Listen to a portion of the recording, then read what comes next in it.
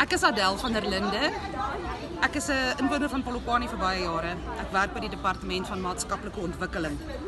Elke week moet ek hoor van, skryf van en families gaan besoek van vrouens in die landelike gebiede wat doodgemaak word, wat verkragt word. Kinders wat verkragt word, wat vermoor word.